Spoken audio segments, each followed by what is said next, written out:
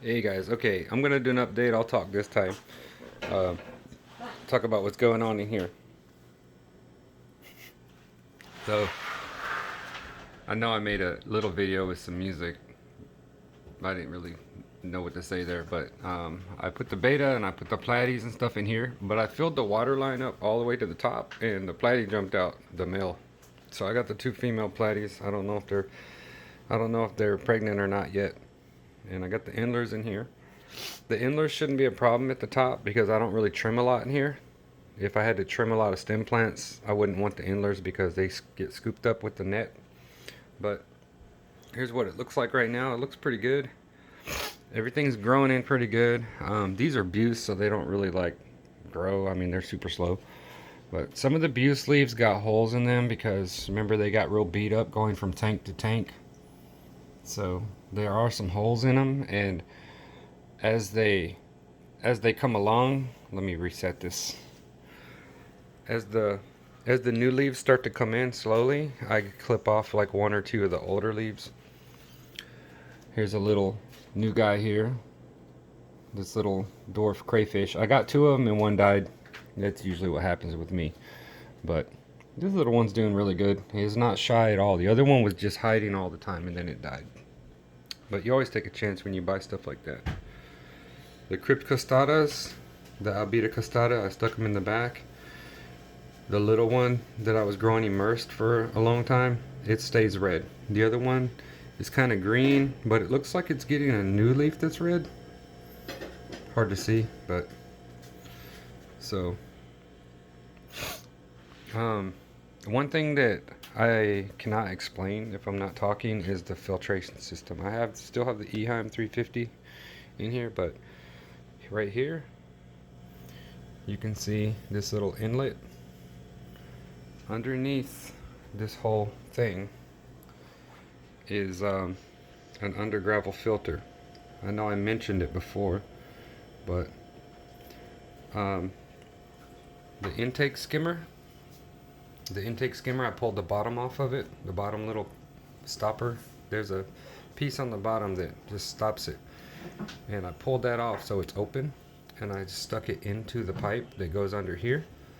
So it does skim from the top a little bit, but not too much. Remember, before I had a lot of problems with this gulping air a lot and swallowing air all the time, but the pressure is a lot lower from the top now because before, when the bottom slots got clogged up a little bit, it would suck from the top really hard.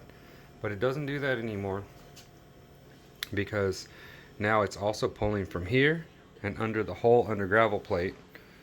The under gravel plate goes from back here to about right here. So there's about that wide and goes across the whole tank.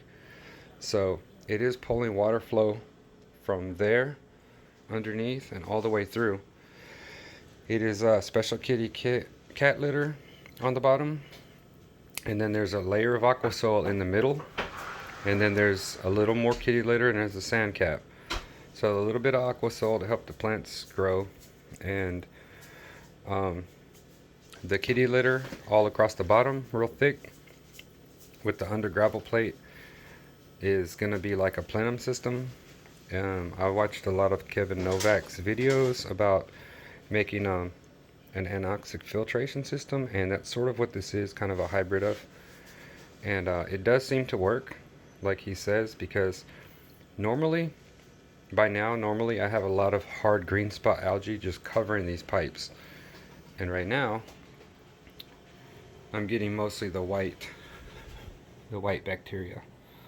You can see it looks kind of white in there. There was a little bit of green going up the main pipe, and I just took the pipe cleaner, just ran it straight down. Didn't worry about pipe cleaning the rest of it. So mainly I just take the lily pipe here and the main part there and just clean the main outside part. The pipes across here going down, they stay really clean. You can see. So it's already kind of working in action pretty good, not having all the gravel sitting on the bottom. It's like kind of got, the way that it works is if I can explain it really quick, is this undergravel filter doesn't pull the water. It doesn't pull water movement through the gravel. It pulls it around it. And then I took some Seachem iron and a big turkey baster injector needle that I found at Walmart, and I went almost to the bottom of the cat litter and I injected iron in a few spots all the way across.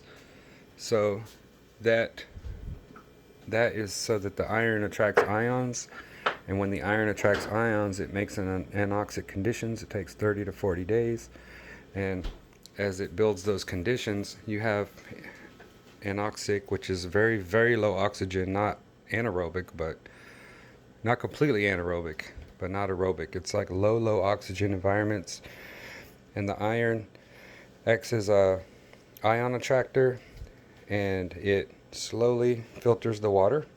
So you have aerobic conditions with the oxygen going in through the canister filter. That's aerobic.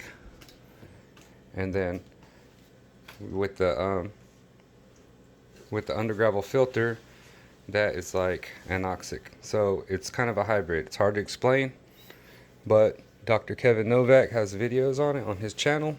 He explains it very well, and he shows at least 5 or 6 different ways to build one with canister filters and with baskets. So that's how that works. Anyways, with that aside, the flamingos are growing in pretty good. I put the 4th T5 bulb back in. So with all 4 bulbs, they're starting to get more color. You can see that one right there's got really good color. And they were losing color, the flamingos. They were getting green in the middle. So now whenever new leaves start growing in, I'll take an older one and pull it off. And some of the older leaves on the crypts had little pinholes in them too, as if like maybe they needed more potassium or it wasn't dosing heavy enough.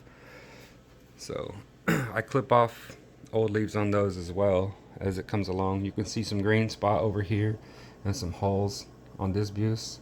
I clip those off as I go. And this is pretty much how it's going right now. No big algae problems or anything. Everything's going good. These rocks that I had before in my previous scape, I had ripped all the moss off of it and rubbed the moss off, like scrubbed it off, but it's growing back. You can see little spots of it growing back in. The little bits of Ricardia that I put here and there, they're growing back in. So that looks good. I do still get slight algae on the Anubias. The Anubias there, that Anubias variegated, it does grow a little bit of green spot on it. I mean, I just cannot grow Anubias without it getting green spots. Like you can see on this Anubias here. This is a weird Anubias. It's like an expensive one someone gave to me. It's called like Dragon or something. And I have Nana Petite and some other stuff. I have some Anubias Micro in here somewhere, but it's tiny. But anyways, everything's doing good, growing in good. I've got 2 bristlenose plecos in there. The little orange one's still doing great. It's not shy. It comes out too. And the balance is pretty good in this system. So far so good. This was my informational video on, you know, what's growing good, what I have problems with. No real problems, nothing. I do keep the water level a little bit lower just to make sure the fish don't jump out now. And everything's good. That's it.